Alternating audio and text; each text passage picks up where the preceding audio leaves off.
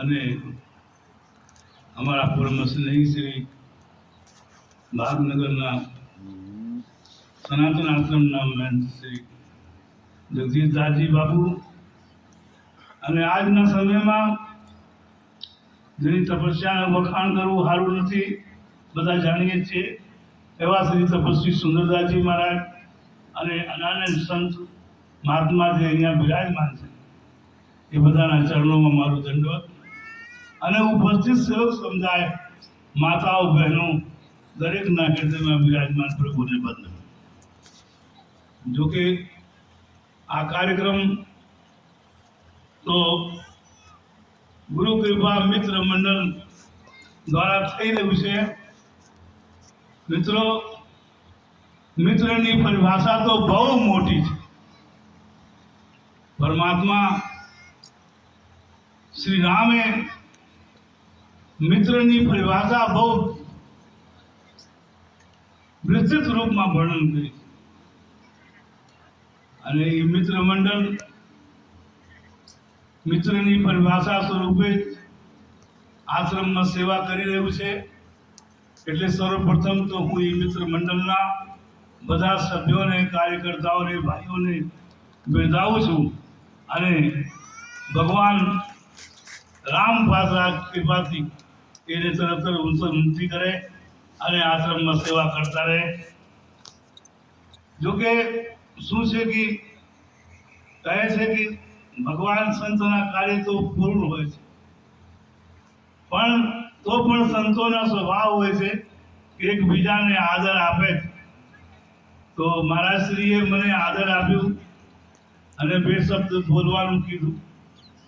હું પોતાને ભાગ્યશાળી કરું છું.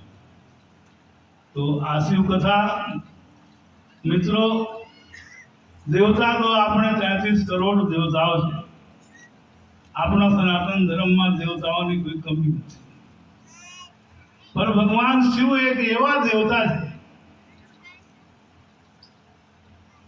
કે જે હંમેશા કુસંગમાં, એની પાસે ચારો તરફ કુસંગ છે, સતત કુસંગ સ્વરૂપ છે ચારો તરફ. કારણ એના સ્વરૂપ પણ વિચિત્ર છે. સ્મશાનમાં રહે છે, ભસ્મ લગાડે છે, કોઈ વસ્ત્ર પહેરતા નથી. એમના પત્ની માતાજી, એનું સિંહનું સવાહન, ભગવાન શિવનું બળદનું વાહન, એના પુત્રો પણ એની વિચિત્ર સ્થિતિ છે. કોઈના મુદર સવારી છે, કોઈના મોર સવારી છે. એના ગળામાં બધા એકબીજાથી વિપરીત છે. બળદ હુંકાર ભરતો હોય તો સિંહ અલગ હુંકાર ભરતો હોય.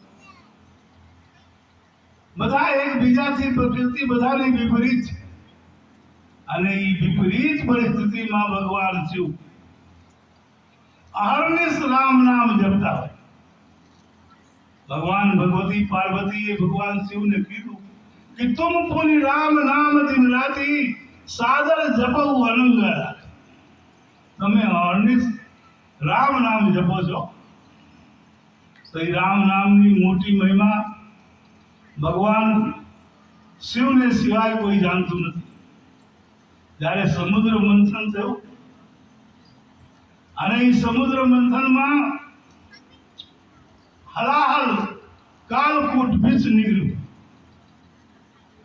અને એ હલાહલને લેવાની કોઈ અંદર ક્ષમતા નથી. ત્યારે દેવતાઓએ, ઋષિઓએ ભગવાન શિવને પ્રાર્થના કરી કે ભગવાન એનું કઈ શમન કરો,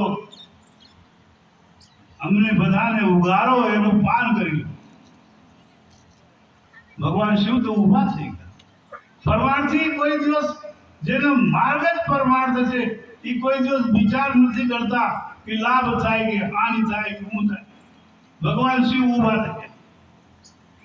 પણ પત્ની છે ને, પત્નીને હંમેશા પોતાના પતિની બહુ ચિંતા હોય છે. એટલે શિવ ઊભા થઈ ગયા તો પાર્વતીને બહુ ચિંતા. માતાજીએ કીધું કેમ બ્રહ્મા નથી લેતા, વિષ્ણુ નથી લેતા, આ દેવતાઓ કોઈ ઋષિઓ નથી એને ગ્રહણ કરતા, અને તમે એને ગ્રહણ કરવા જાઓ છો.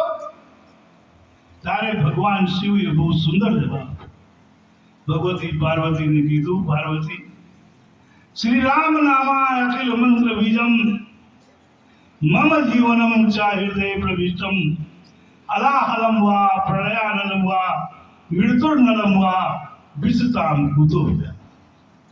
પાર્વતી, રામ નામ અખિલ બ્રહ્માંડનું બીજ છે, જે મારું જીવન છે, મારા હૃદયમાં રહે છે, મારા મુખમાં રહે છે. એટલે એ ચાહે હલાહલ હોય, ચાહે વિષ હોય, ચાહે સાક્ષાત મૃત્યુ હોય, મને એનાથી કોઈ બીક નથી. અને ભગવાન શિવે જઈને એ હલાહલનું પાન કર્યું.